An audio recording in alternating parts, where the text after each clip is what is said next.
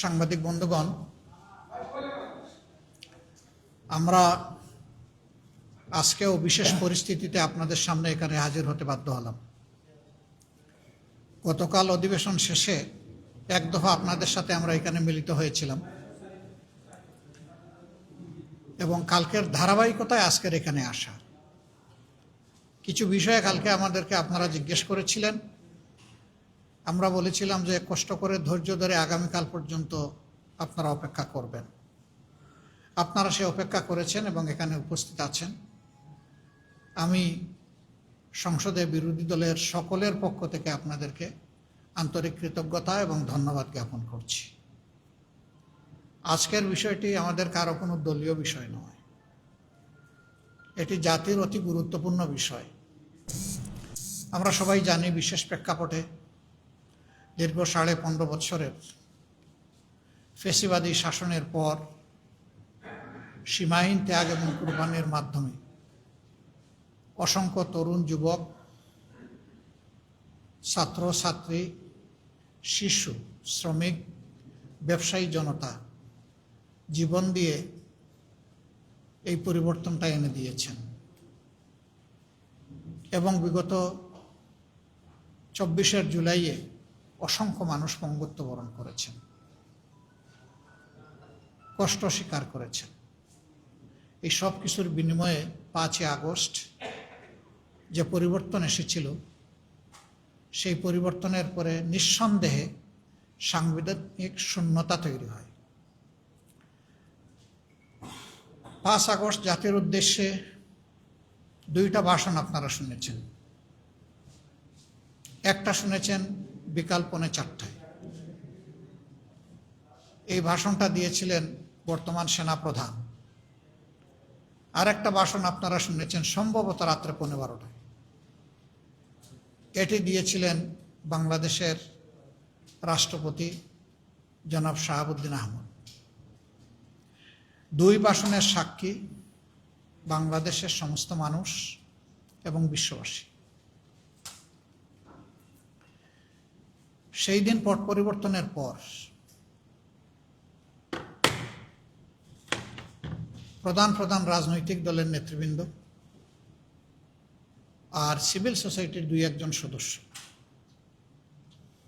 আমরা জাতির প্রয়োজনে বাধ্য হয়ে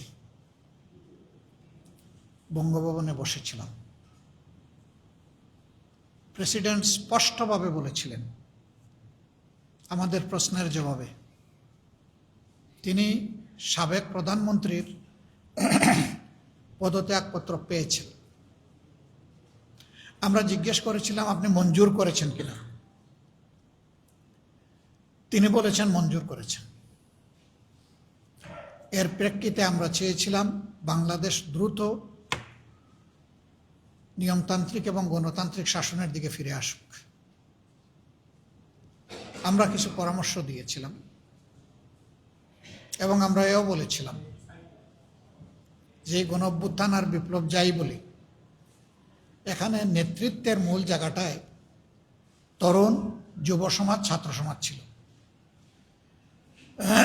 তাদের প্রতিনিধিদের সাথে আপনাদেরকে বসতে হবে, তাদের কথা শুনবেন, তাদের প্রস্তাবগুলো বিবেচনায় নেবেন, আর আমরা যে পরামর্শ দিয়ে গেলাম সেগুলোকে আপনারা কনসিডারেশনে নেবেন, নিয়ে দ্রুত যাতে আবার দেশ একটা শৃঙ্খলার দিকে ফিরে আসে সেই উদ্যোগ আপনারা গ্রহণ করবেন। এখানে কথা ছিল পরের দিন ইনি সংসদ ভেঙে দিবেন, পরের দিন বেগম খালেদা জিয়াকে মুক্ত করে দেবেন এবং দ্রুততম সময়ের ভিতরে একটা অন্তর্বর্তীকালীন সরকার কাঠামো গঠন করবেন। 8 তারিখ পর্যন্ত এগুলা হয়েছে। বাংলাদেশে 5, 6, 7, 8 এই 4 দিন কার্যত কোনো সরকার ব্যবস্থাপনা ছিল না। আইন শৃঙ্খলা রক্ষাকারী বাহিনী ছিল না। রাস্তায় তাও সীমিত জায়গায় কেবল সেনাবাহিনীর সামান্য টহল ছিল। দুনিয়ায় বহু জায়গায় এই ধরনের ঘটনার প্রেক্ষিতে সরকার কোথাও পালিয়ে গেছে, কোথাও জনতার হাতে ধরা পড়েছে, ক্ষমতা থেকে নিক্ষেপ করা হয়েছে, ছুঁড়ে ফেলা হয়েছে। সেই সমস্ত জায়গায় বহু কাণ্ড কারখানা ঘটেছে। বিপ্লব এবং অভ্যুত্থান পরবর্তী সময়ে ব্যাপক জীবনহানি হয়েছে, বিভিন্ন ধরনের আনরেস্ট তৈরি হয়েছে। বাংলাদেশ তার ব্যতিক্রম। আমরা সে রাতেই 5 তারিখ রাতেই জাতিকে আহ্বান জানিয়েছিলাম ধৈর্য ধরার জন্য, শান্ত থাকার জন্য, এবং বাংলাদেশকে ভালোবাসা এই নাগরিকগুলো যাতে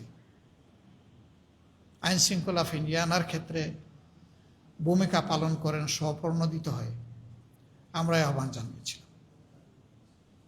আলহামদুলিল্লাহ, বাংলাদেশ নতুন ইতিহাস সৃষ্টি করেছে, যে এরপরে বড় ধরনের কোনো ব্যত্যয় ঘটেনি। যা হয়েছে খুবই মিনিমাম, সেটা আমরা যে সমর্থন করি তা না, কিন্তু আমাদের সমর্থনে কিছু আসে যায়।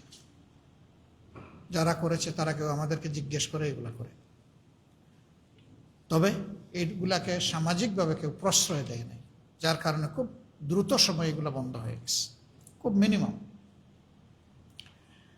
এরপরে আপনারা দেখেছেন এই সরকার দায়িত্ব নেওয়ার পরে 6টা কমিশন গঠন করেছিল সংস্কারের উদ্দেশ্যে।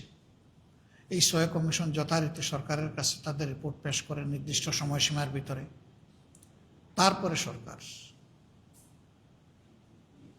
যেই সংবিধান ব্যবহার করে, সংবিধানের কথা বলে জনগণের উপর দফায় দফায় ফেসিবাদ চাপানো হয়েছিল, বিশেষ করে বিগত 15.5 বছরের দুঃসহ যন্ত্রণা, যার ছাতাকলে শুধু বিচার বহির্ভূত 2663 জন মানুষকে খুন করা হয়েছে। গুমের সংখ্যা ছিল 10,000-এর ঊর্ধ্বে, স্বল্প, মধ্য এবং দীর্ঘমেয়াদী।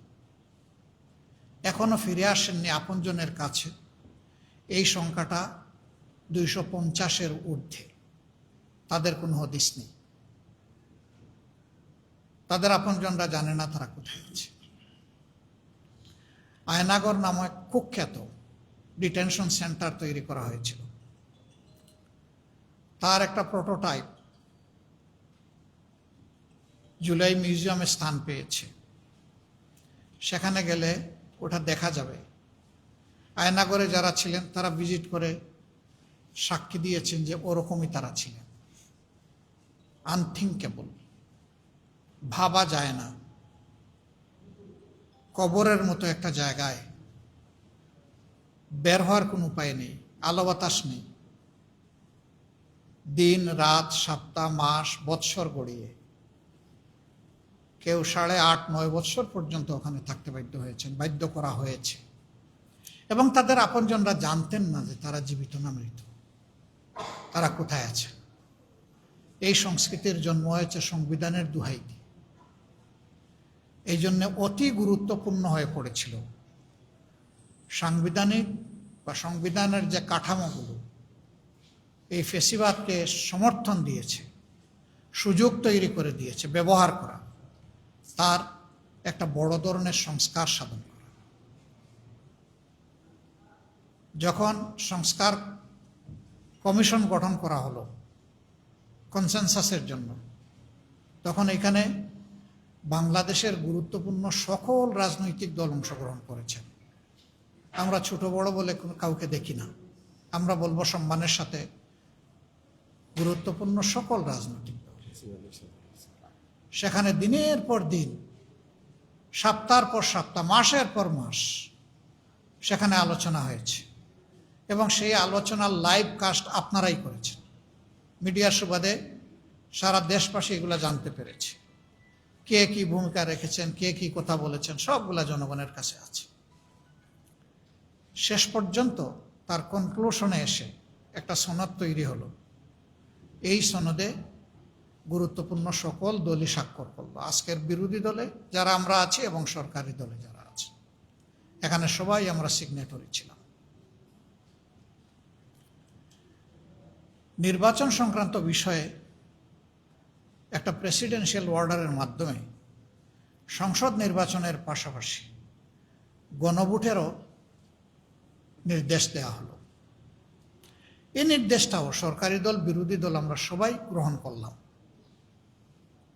তবে আমাদের দাবি ছিল গণভোটটা আগে অনুষ্ঠিত হবে, তারপরে হবে সংসদ নির্বাচন। বর্তমান সরকারি দলের দাবি ছিল না, একই দিনে দুইটা অনুষ্ঠিত হবে। শেষ পর্যন্ত আমরা আমাদের দাবির ব্যাপারে কিছু নমনীয় হলাম। আমরা চাইলাম যে গণভোটটা হোক,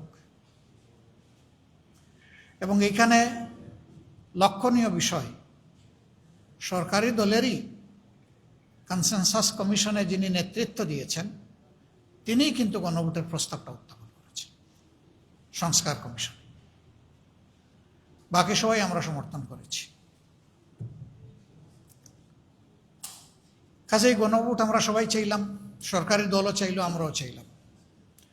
গণভোটের 4টা সুনির্দিষ্ট প্রশ্নের ভিত্তিতে জনগণের রায় চাওয়া হয়েছে, ভোট চাওয়া হয়েছে। এইটাও নির্বাচন কমিশন তার ওয়েবসাইটে বহু আগে এটা প্রকাশ করেছে, মিডিয়ার মাধ্যমে জনগণের কাছে এটা গিয়েছে, তারা এটার পক্ষে প্রচারণাও চালিয়েছে। ইন্টারিম গভর্নমেন্টও এটার পক্ষে প্রথম দিকে প্রচারণা চালিয়েছে। পরে কোর্টের একটা দৃষ্টি আকর্ষণের পরে গভর্নমেন্ট আর চালায়নি, কিন্তু এর আগে বহু প্রচারণা হয়েছে। নির্বাচনী জনসভায় দাঁড়িয়ে আমরা যারা এখন বিরোধী দলে আছি, সবাই আমরা যারা জনগণের কাছে গিয়েছি, আমরা দুটো ভোট চেয়েছি। আমরা চেয়েছি আমাদের প্রতীকের পক্ষে একটা ভোট, আমরা চেয়েছি সংস্কারকে সমর্থন করে গণভোটের একটা হার ভোট। যেমনটা আমরা চেয়েছি ঠিক তেমনটাই আজকে যিনি মাননীয় প্রধানমন্ত্রী এবং সংসদ নেতা তিনিও চেয়েছেন, এবং অনুরূপভাবে তাদের অনেক নেতা চেয়েছে। প্রকাশ্যে গণভোটের বিপক্ষে বর্তমান সংসদে যারা আছেন কেউ কোনো কথা বলেননি। দুটি ভোট অনুষ্ঠিত হলো নিয়ম মাফিক। এই ভোটে যারা সংখ্যাগরিষ্ঠ হবেন তারা সরকার গঠন করবেন, এবং ভোট অনুষ্ঠিত হওয়ার 30 পঞ্জিকা দিবসের ভিতরে সংসদ অধিবেশন আহ্বান করার বাধ্যবাধকতা রয়েছে। সেখানে বলা হয়েছে যে পদ্ধতিতে সংসদ অধিবেশন আহ্বান করা হইবে অনুরূপ পদ্ধতিতে সংবিধান সংস্কার পরিষদের সভা আহ্বান করিতে। এটা বলা হয়েছে এই ভোটে নির্বাচিত সংসদ সদস্যরা একই সাথে তারা সংস্কার পরিষদের সদস্য হিসাবেও নির্বাচিত বলে গণ্য হবেন। বলা হয়েছে তাদের দুটি শপথ হবে, একটি শপথ সংসদ সদস্য হিসাবে, আর একটি শপথ সংস্কার পরিষদের সদস্য হিসাবে। বলা হয়েছে সংস্কার পরিষদ গঠিত হওয়ার পর 180 দিনের ভিতরে তারা সংবিধান সংস্কার সম্পন্ন করে তাদের দায়িত্ব পালন করবেন, এবং এর সাথে সাথে এই পরিষদের অটোমেটিক্যালি স্বয়ংক্রিয়ভাবে বিলুপ্ত হয়ে যাবে, এই পরিষদ আর থাকবে না।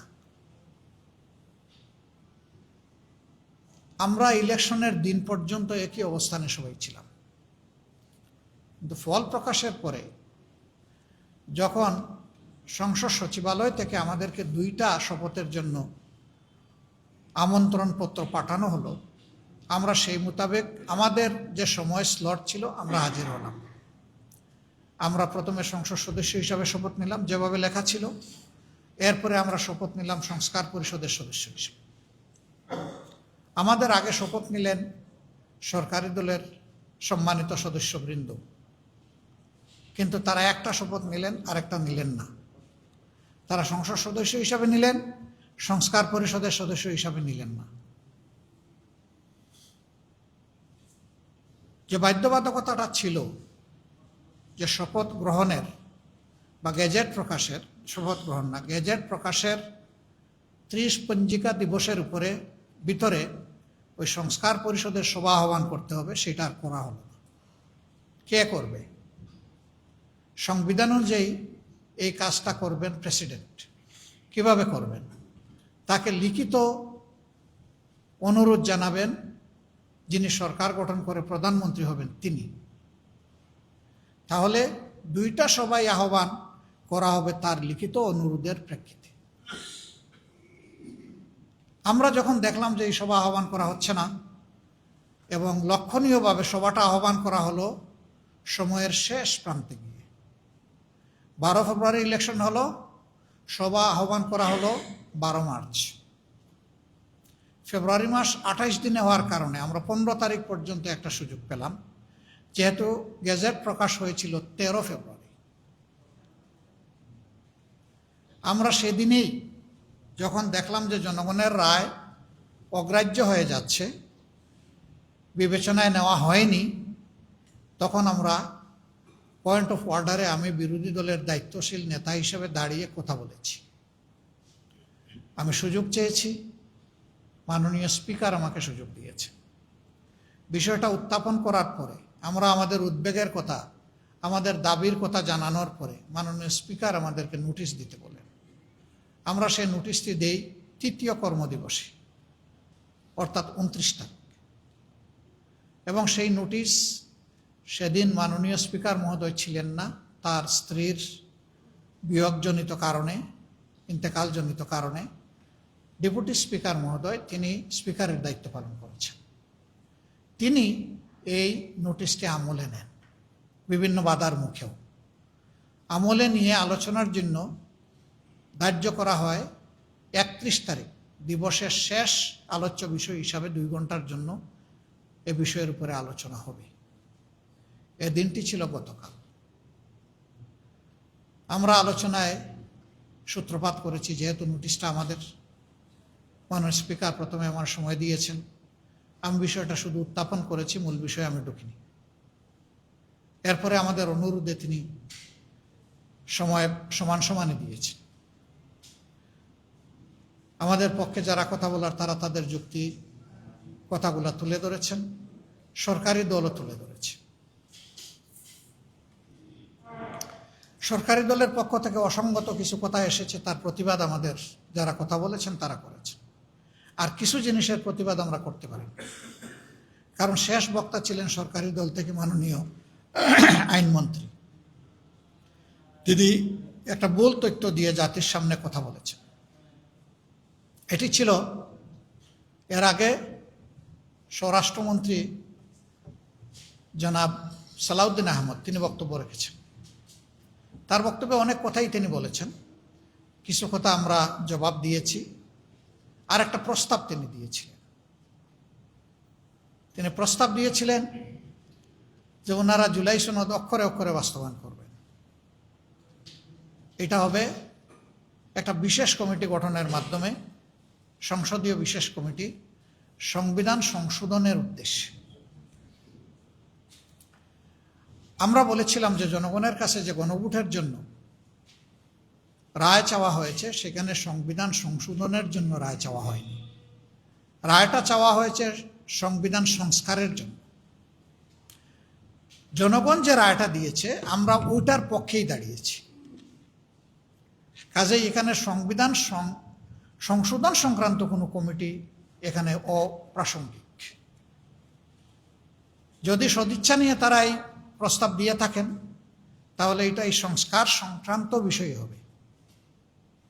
এবং আমাদের শর্ত ছিল, যদি এই কমিটিকে অর্থবহ একটা কমিটি হিসাবে ফাংশন করতে দেওয়ার ইচ্ছা থাকে, তাহলে সরকার এবং বিরোধী দল থেকে সমান সংখ্যক সদস্য নিতে হবে। তারা অবশ্যই এটার আপত্তি করেছেন। এরপরে আলোচনা শেষ হয়ে গেছে। আইনমন্ত্রী দাঁড়িয়ে বলেছেন যে আমি তাদের প্রস্তাবে আংশিক রাজি হয়েছি, অর্থাৎ আমি সংবিধান সংশোধন সংক্রান্ত যে কমিটির প্রস্তাব দেওয়া হয়েছে এটা আমি মেনে নিয়েছি। না, আমি বলেছিলাম এটা হতে হবে সংবিধান সংস্কার সংক্রান্ত, এবং আপনারা শুনেছেন এটা স্পষ্ট বক্তব্য ছিল আমার।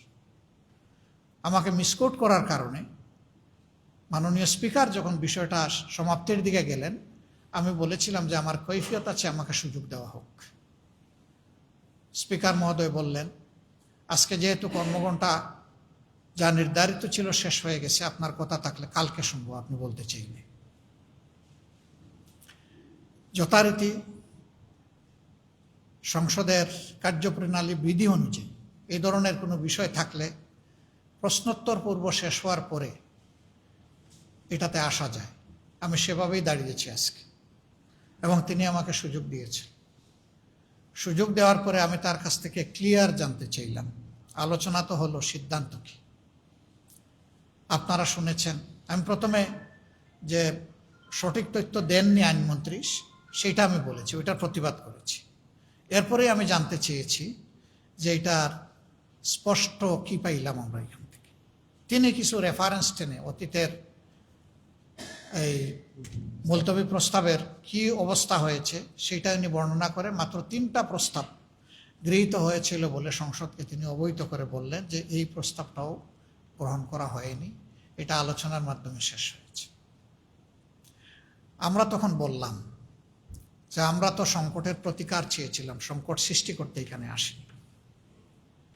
কিন্তু আমরা খুবই আশাহত হলাম যে জাতির দেওয়া এই ম্যান্ডেটটাকে বেমালুম অগ্রাহ্য করা হলো, অপমান করা হলো। আমরা সেই গণভোটকে, জনগণের চূড়ান্ত অভিপ্রায় এবং রায়কে আমরা অমান্য এবং অগ্রাহ্য করতে পারি না, অসম্মান করতে পারি না। এই জন্য তার প্রতিবাদে আমরা ওয়াক আউট করছি। তখন তিনি দৃষ্টি আকর্ষণ করে আবার সাথে সাথে বললেন যে এই সংক্রান্ত আরেকটা নোটিশ মুলতবি প্রস্তাব হিসাবে এসেছে, সেইটা আমরা আজকে আলোচনা করব। আপনারা মেহেরবানি করে ওয়াক আউট না করে ওইটাতে অংশগ্রহণ করেন, মন খুলে কথা বলেন। স্পিকার মহোদয় ছিলেন না যেদিন এই নোটিশটা উত্থাপন হয়, তিনি তার স্ত্রীর ইন্তেকালজনিত কারণে অনুপস্থিত ছিলেন। সেই দিনই কিন্তু নোটিশটা উত্থাপন হয়েছে। তা আমি তখন জবাবে বললাম যে নোটিশটা দেওয়া হয়েছে মূলত জনগণের অভিপ্রায়কে চাপা দেওয়ার জন্য, এটা পরিকল্পিত একটা নোটিশ। আমরা ওটারও প্রতিবাদে, এই 2টার প্রতিবাদে আমরা এখন ওয়াকআউট করছি। আমাদের কথা এটাই ছিল।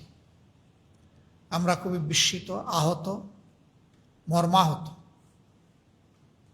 এর আগে 3টা গণভোট বাংলাদেশে হয়েছে, কোনো গণভোট এইভাবে শেষ হয়ে যায়নি। 3টাতেই জনগণের দেওয়া রায় অনুযায়ী জনগণ পরবর্তী সুযোগ পেয়েছে। এই প্রথম, যেটাতে আমরা সবাই, সরকারি দল, বিরোধী দল, সবাই আমরা একমত ছিলাম, সবাই চাইলাম, সবাই এর পক্ষে ভোট চাইলাম। এখানে এসে এটাকে অগ্রাহ্য করা হলো, অমান্য করা হলো এবং এটাকে শেষ করে দেওয়া হলো। কার্যত জনগণের চূড়ান্ত অভিপ্রায়, যেটাকে সংবিধানের চূড়ান্ত জায়গায় স্থান দেওয়া হয়েছে, সেইটাকেই কিন্তু লঙ্ঘন করা হলো। আমরা এই অবস্থা মেনে নিইনি। আমরা জনগণের অভিপ্রায়ের প্রতি সম্মান দেখিয়ে আমরা ওয়াকআউট করেছি। আমরা চেয়েছিলাম আন্তরিকভাবে এখানেই হাউজের ভিতরে তার সমাধান হোক। হাউজের ভিতরে সমাধান হলে জনগণ আনন্দিত হতো। গতদিন আমরা অনুরোধ করেছিলাম যে আমিও বললাম, আপনিও বললেন, আমরা বললাম, আপনারা বললেন, এখন আমরা আলাদা হয়ে গেলাম কেন? আসেন আমরা জনগণের চূড়ান্ত রায়টাকে আমরা সম্মান করি, তাহলে এই মহান সংসদ আরও বেশি সম্মানিত হবে। আপনারা শুনেছেন আমার এই আহ্বান, কিন্তু না, এই আহ্বানের প্রতি তারা সম্মান প্রদর্শন করেননি, তারা ব্যর্থ হয়েছে। এখন যেহেতু হাউজের ভিতরে জনগণের এই অভিপ্রায়ের বিষয়টা সেইভাবে সম্মানিত এবং গৃহীত হলো না, আমাদের জন্য এখন পথ একটাই, আবার আমাদেরকে জনগণের কাছে ফিরে যেতে হবে। যেই জনগণ আমাদেরকে এই রায় দিয়েছিল, আমরা এখন সেই জনগণের কাছেই ফিরে যাব ইনশাআল্লাহ। এবং জনগণকে সাথে নিয়ে আমরা এই গণভোটের যে দাবি, এই দাবি কিভাবে আদায় করা যায় সেই কার্যক্রম আমরা গ্রহণ করব। এই ক্ষেত্রে অতীতে দেশ এবং জনগণের স্বার্থে আমরা দেশবাসীকে পেয়েছি, দেখেছি। এবারও আমরা গভীরভাবে আশা রাখি দেশবাসী আমরা ঐক্যবদ্ধ থাকবো ইনশাআল্লাহ। সাংবাদিক বন্ধুগণ, অতীতেও ন্যায্য সমস্ত বিষয়াবলিতে আপনারা গুরুত্বপূর্ণ অবদান রেখেছেন। এটা কোনো দলের দাবি না, এটা কোনো গোষ্ঠীর দাবি না, এটা কোনো ব্যক্তি স্বার্থ সংরক্ষণের দাবি না। এটা ছিল মূলত যে সমস্ত সাংবিধানিক কথা বলে সংবিধানের দোহাই দিয়ে জনগণের উপরে দুর্নীতি এবং দুঃশাসনের বোঝা চাপিয়ে দেওয়া হয়, ওই জায়গাগুলো আমরা চেয়েছিলাম বন্ধ হোক। জুলাই সনদ, সেখানে বর্তমান সরকারি দলের গুরুত্বপূর্ণ জায়গাগুলোতে ডিসেন্ট আছে, তারা ডিসেন্ডিং অপিনিয়ন দিয়েছে, তারা কি করবেন এটা তাদের ব্যাপার। কিন্তু জনগণের সংস্কারের আকাঙ্ক্ষা, দেশের রাজনৈতিক চরিত্রের পরিবর্তনের এই আকাঙ্ক্ষা, এই আকাঙ্ক্ষাটাকে নিয়ম মাফিক চলতে দেওয়া হলো না। এটাই জাতির জন্য, আমাদের জন্য কষ্টের জায়গা, আর এই সংসদের জন্য এটা দুর্ভাগ্যের জায়গা। আমরা আপনাদের সহযোগিতা চাই। আপনারা জানেন 11টি দল আমরা নির্বাচনের আগেই বিভিন্ন দাবিতে আমরা ঐক্যবদ্ধ হয়েছি। আমাদের দুইটা মেজর দাবি ছিল, একটা হলো সুশাসন, ন্যায় বিচার, আর একটা ছিল দুর্নীতি দুঃশাসনের বিরুদ্ধে আমাদের অবস্থান। আমরা এখন জনগণের দাবি জনগণের কাছেই নিয়ে যাব, যেহেতু এখানে আমরা পারলাম না আদায় করতে। আমরা ইনশাআল্লাহ জনগণকে সাথে নিয়ে পরবর্তী পদক্ষেপ নেব। আপনারা সঙ্গে থাকবেন। আপনাদেরকে অসংখ্য ধন্যবাদ আজকে কষ্ট করে এখানে থাকার জন্য, আমাদেরকে কভার করার জন্য, আমাদেরকে শোনার জন্য।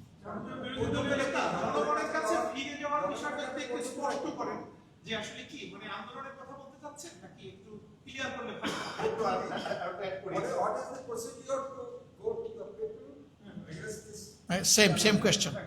Thank you very much. আমার মনে হয় এটা সবারই প্রায় কোয়েশ্চেন। না না, আমরা সংসদে থাকবো না এটা বলি নাই। আমরা সংসদ থেকে ওয়াক আউট করেছি, আমরা সংসদকে গিভ আপ করি নাই। আমরা তো সংসদের অংশ। আপনারা দেখবেন কালকে আবার ওই পরশু, কালকে বলছিলাম না যে রাত পোহালে আপনারা দেখবেন, আজকেও বলতেছি রাত পোহালে দেখবেন ইনশাল্লাহ। কালকে আমাদের ভূমিকা কি হয়। আমরা তো সংসদ সদস্য, জাতির দেওয়া এই দায়িত্ব তো আমাদেরকে পালন করতে হবে। আমরা তো জাতির দেওয়া এই দায়িত্বকে আমরা অবহেলা করতে পারি না। আমরা ইনশাল্লাহ, আপনারা কালকেই দেখবেন যে আমরা কি করি। এখন কথা হচ্ছে যে আমরা কি আন্দোলন গড়ে তুলব? নিঃসন্দেহে আন্দোলন ছাড়া আমাদের করার আর পথ কি আছে? আন্দোলন আমরা করব, জনগণকে সাথে নিয়েই করব। তবে আমি বলেছি যে আমাদের 11টি দল আমরা একত্রে বসে, দ্রুতই আমরা বসছি এবং বসে আমরা আমাদের সিদ্ধান্তগুলো নেব। আপনাদের মাধ্যমেই আমরা জানাবো। আপনারা সেই বৈঠকেরও খবর পাবেন এবং সেখানেও আপনারা আশা করি থাকবেন আমাদের সাথে।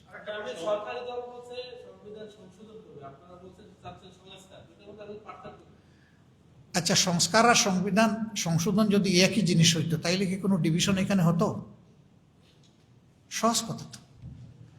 আর এরপরের কথা হচ্ছে, আমি বলেছি যে গণভোট হয় নাই সংবিধান সংশোধনের জন্য, গণভোট হয়েছে সংবিধান সংস্কারের জন্য। আমরা সেই দাবি নিয়ে এসেছি, ওখানেই আমরা থাকবো। এটাই আমাদের স্পষ্ট অবস্থান। আপনাদেরকে ধন্যবাদ। আসসালামু আলাইকুম।